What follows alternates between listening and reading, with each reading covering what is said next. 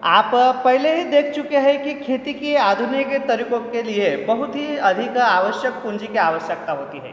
अगर हम उत्पादन लेने का प्रयास करते हैं तो हमें पूंजी की आवश्यकता होती है। अगर पालमपुर की बात करते हैं तो कुछ किसानों के पास बहुत ही कम खेती रहती है, तो ज़्यादा प्रोडक्शन नहीं निकलता है, इसीलिए उनके पास कोई इन्वेस्टमेंट नहीं रहती है। और उनके पास इन्वेस्टमेंट नहीं रहती है, इसीलिए वो विज्ञान मिडल जो फार्मर रहते हैं उनसे वो लोन लेते हैं, जिसे हम कर्जा कह सकते हैं।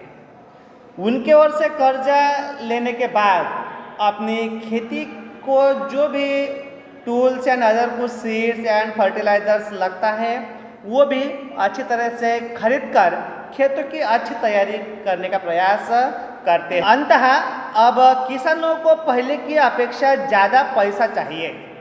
मतलब जब वो ट्रेडिशनल जिसे हम परंपरागत खेती करते थे तब उनको इतनी ज़रूरत नहीं थी पैसों की, लेकिन अब आधुनिक विधियों का खेती में वो इस्तेमाल करते हैं, इसलिए उनको अब ज़्यादा पैसों की आवश्यकता होती है। तो फिर जिसे हम पूंजी कह सकते हैं, और तो फिर खेतों में ज़्यादा पैसों की जो आवश्यकता रहती है तो ज़्यादा पूंजी की व्यवस्था वो कैसे करते हैं ये यहाँ पर बताया है।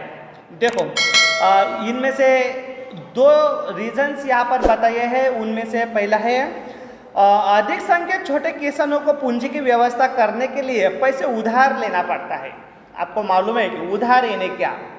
अगर हमारे पास कुछ भी बचत नहीं है लेकिन पैसों की अगर हमें ज़रूरत रहती है तो हम दूसरों से उसनवारी कह सकते हैं। उसनवारी जिसे हम उधार कह सकते हैं। और इस तरीके की जो छोटे छोटे किसान हैं, बड़े किसानों से या मझोले किसान हैं, उनके पास ज़्यादा ही इन्वेस्टमेंट रहती है तो उनसे वो उधार लेते हैं। पहला पॉइंट है व्यवस्था पूंजी की कैसे करते हैं, तो उधार से लेते हैं। और इसके अलावा वे बड़े किसानों से या गांव के साहूकारों से खेती के लिए, मतलब गांव में जो बड़े बड़े साहूकार रहते हैं, इनके अलावा जो बड़े किसान रहते हैं, आपको मालूम है साहूकार, ये साहूकार जो है इनकी शुरुआत भारत में अंग्रेज़ों ने की है। यानी कि आपको मालूम है कि अंग्रेज़ों ने भारत में जब खेती पर अलग अलग तरीके के टैक्स लगाए थे तो वो टैक्स रोकड़ में देना पड़ता था, जिसे हम नगद कह सकते हैं।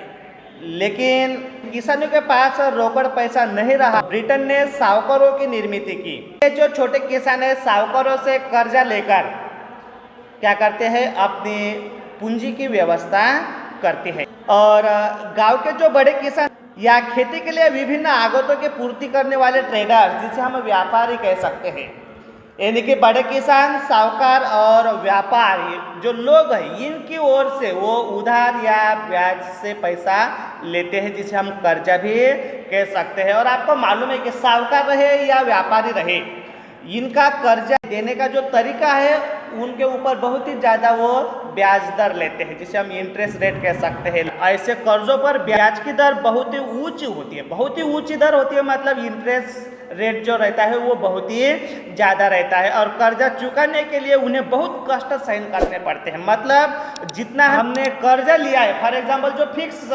डिपॉजिट हमने उनके ओर से लिया है वो प्लस इंटरेस्ट, मतलब ये कुल मिलाकर उनको हमें देना पड़ता है। और ऐसा माना जाता है कि जितना हमने उधार या कर्जा उनकी ओर से लिया है उनसे भी ज़्यादा उनका इंटरेस्ट रेट हमें देना पड़ता है। देखो मतलब डबल टिबल हमें पैसा उनको देना पड़ता है, इतना ज़्यादा।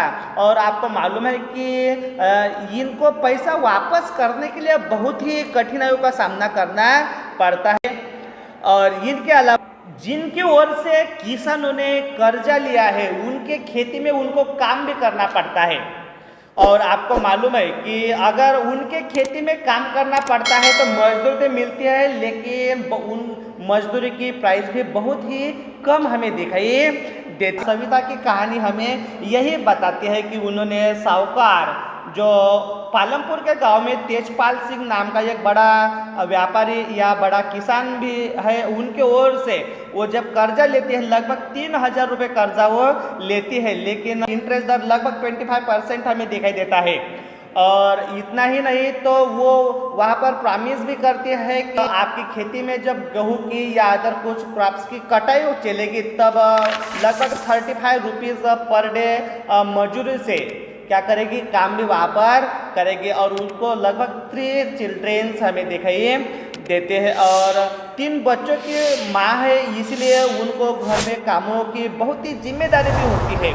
फिर भी वो इंटरेस्ट ज़्यादा इतना रहने के बावजूद भी कम मजदूरी में लेबर के साथ, श्रमिकों के साथ वो काम करने के लिए तैयार रहते हैं। इस तरह से इससे पहले भी हमने देखा है कि जो छोटे किसान है, गोविंद के 3 बच्चे थे, तो गोविंद के 3 बच्चों को भी किस तरह से छोटे छोटे टुकड़ों में खेती का बंटवारा हुआ था और किस तरह से उनका जीवित बिताने के लिए कठिनाइयों का सामना करना पड़ा है, ये भी हमने देखा है। छोटे किसानों को कम उनके पास खेती है, ज़्यादा प्रोडक्शन नहीं निकलता है, फसल ज़्यादा नहीं आती है, तो उनको बेनिफिट ज़्यादा नहीं मिलते। क्यों नहीं मिलता है?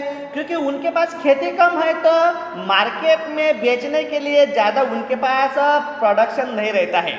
फॉर एग्जाम्पल गेहूँ की अगर हम बात करें तो छोटे किसानों के पास गेहूँ का उत्पादन इतना ही होता है, उनको एक साल के लिए जितनी ज़रूरत रहती है, लेकिन जो मिडल या जो बिग फार्मर कह सकते हैं, इनको बहुत ही ज़्यादा, उनको ज़रूरत से भी ज़्यादा जब व्हीट का प्रोडक्शन होता है तो वो क्या करते हैं, मार्केट में बेचते हैं और मार्केट में बेचने के बाद उनको प्रॉफिट बहुत ज़्यादा होता है। और यही यहाँ पर बताया है कि इस तरह की वे आवश्यक पूंजी की व्यवस्था करते हैं। कौन?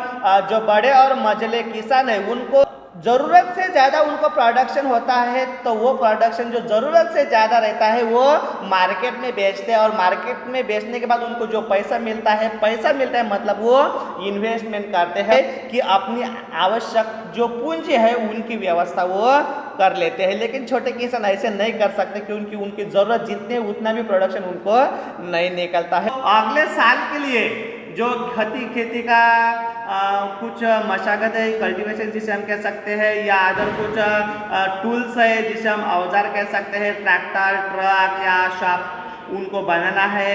या सविता ने जिस तरह से लोन लिया था, कर्जा जिसे हम कह सकते हैं, ये कर्जा देने के लिए ये इन्वेस्टमेंट का इस्तेमाल करते हैं। मतलब ये जो 2 पॉइंट हमने देखे, खेती के लिए आवश्यक पूंजी, यानी कि खेती के लिए पैसों की अगर आवश्यकता लगती है तो कैसे अरेंजमेंट करते हैं, ये इस टॉपिक का मीनिंग है। हमने उत्पादन के 3 कारकों की इंफॉर्मेशन देखी, जिसमें हमने भूमि, श्रम और पूंजी, जिसे हम लैंड, लेबर एंड कैपिटल जिसे हम कह सकते हैं।